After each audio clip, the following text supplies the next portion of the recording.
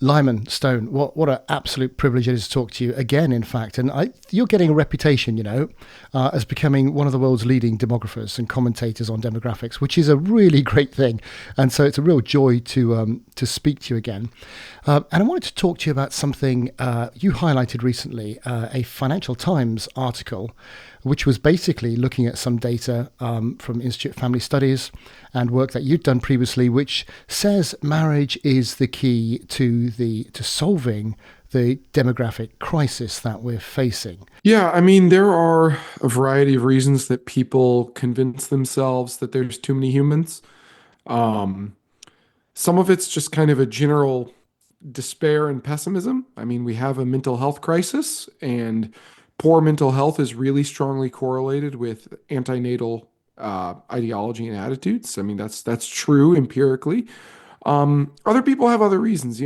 Climate change worries are a common one. I think to me, the biggest problem is what it does um, to us as a society and to the people who don't have children that they wanted. And that is, we know from a wide range of studies that when people do not have kids that they want to have, that is, they want to have kids and they don't have them, it has serious negative effects on their mental health, their happiness, their satisfaction with their life. Living in a society where more and more people carry around more disappointment, sadness, and mental burdens as a result of failing to live what they see as a good life just seems like living in a worse society to me.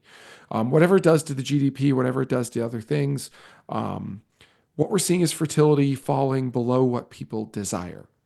And that should tell us that the problem here is not just, oh, people want smaller families, but there's a unexpected consequence. No, people don't want smaller families.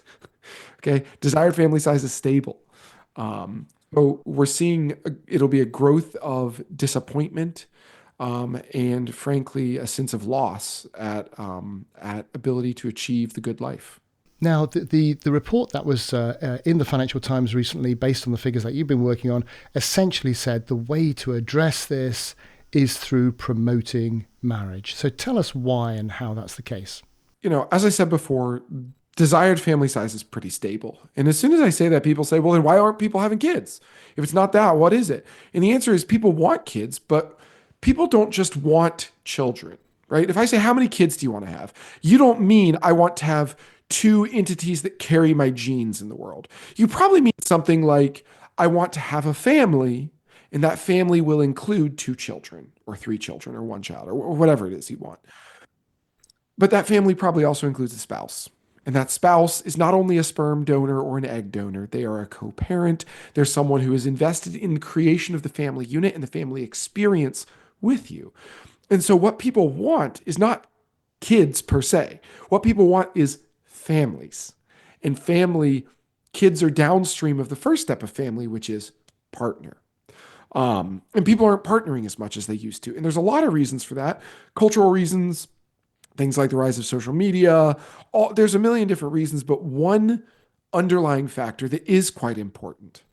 I'm not going to say it's the whole story, but it's definitely part of it, is that young men's economic fortunes have basically not improved in several decades, whether that's compared to women or whether that's compared to older men. Um, and the result is that young men are really they're not a good gamble for a young woman because you don't know if they're really going to be a stable partner. They're not able to send good signals of their partner value because there aren't a lot of opportunities suitable for young men right now, based on their skills, aptitudes, and things like that. And the reality is, everything in life touches on fertility. Reproduction is the central gear of civilization. If there were more 23-year-old men around who were stable enough to be the foundation for a family, I think you'd see more people believing in foundational marriage, Interesting. right? But the fact of the matter is that there are not that many 24-year-old men who are good matches. And so the marriage model becomes capstone marriage because people often say hypergamy, that women marry up. That's actually not true. Women don't tend to marry up. They tend to marry men with very similar social status as their fathers. And so what's going on is women are comparing, whether explicitly or implicitly, they're comparing potential men as mates to fathers. And so when the distribution of age and wealth in society shifts older, that is when older men are earning a lot of money and younger men are not, this makes younger men look like they suck, Oh, how right? interesting. Yeah, yeah. So the issue is older dudes are doing great. Mm, Economically, like in most developed countries, older people are getting richer and richer over time, mm, which mm. is not like a bad thing per se, but it does make young men look more and more dysfunctional by comparison. And what people don't understand is across almost every country that I have ever gotten the data to look at this on, most of the fertility decline in the last 15 or 20 years is just a compositional shift in the number of people married. The reality is, around the world, we are seeing marital fertility rates remain quite high, non-marital fertility rates generally remaining rather low, which means that the effect of marriage on fertility remains very large. Married people still have way more kids. Mm. The more years you spend in marriage, the more babies you have. And Yep. I should say, it's really the more years you spend in your first marriage. Serial Right. Yeah, yeah, monogamy yep, yep, is yep. not highly reproductively fit. Right. That's really, really interesting. And I suppose what you're looking at solutions would be, well, how is it as simple as saying, well, in that case, how do we promote more people to get married younger and to stay married? Yes. I mean, yes. And there are different, and there's different ways to do that. One is you can just subsidize marriage. And there are countries that have by chance experimented with this, not usually because they intended to, and what we see is when you subsidize marriage, you get more marriage. And those marriages have the same longevity as other marriages, that is the same divorce rates. Um, they, they have more kids than cohabiting couples. If you try to identify the marginal marriages, okay, who are the people who maybe wouldn't have gotten married without the subsidy? They're mostly people who probably would have cohabited without marriage. And what we do see is those people, like, aggregate fertility rises in response to marriage subsidies. Um, and it's largely because marriage does stabilize couples in a way that helps them make the decision to have children. But direct marriage subsidies are not the only way to do this. Housing is also a really important thing. For a lot of reasons I won't belabor. When housing is cheaper, people get married more. Now, the other thing is that there is another trait that is even more predictive of social mobility than schools, and that is family structure.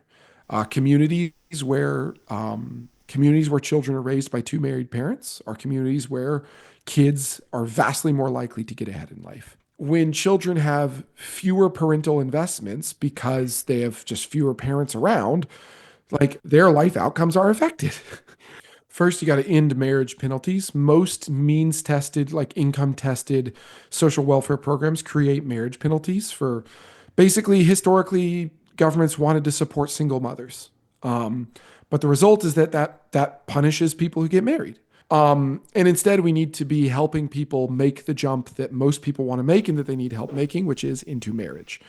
Um, so eliminating marriage penalties is really important. We could also consider marriage subsidies. I think that the idea that, okay, we're going to give, if two people are getting married, whenever it's your first marriage, you get some kind of one-time, tax benefit or whatever. I think that's perfectly reasonable. Um, I think we could also do things to nudge people a little bit. You know, family structure really influences school completion.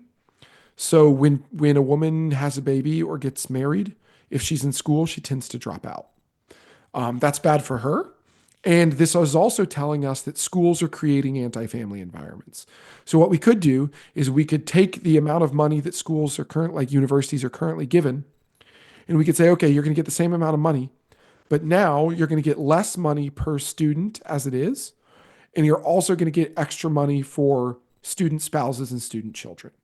That is, Nice. the more of your students that have kids or are married, the more money you get. Oh, interesting. Now, overall, you don't have to cut funding overall. You Yeah, just are yeah. redistributing it to universities that Ooh.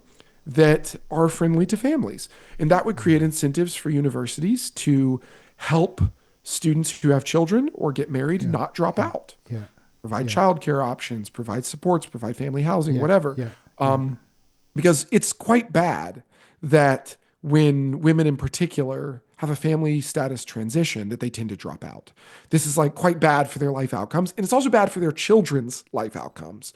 Um, so we want to offset that, and also we want to remove the effect of school in like thwarting family transitions.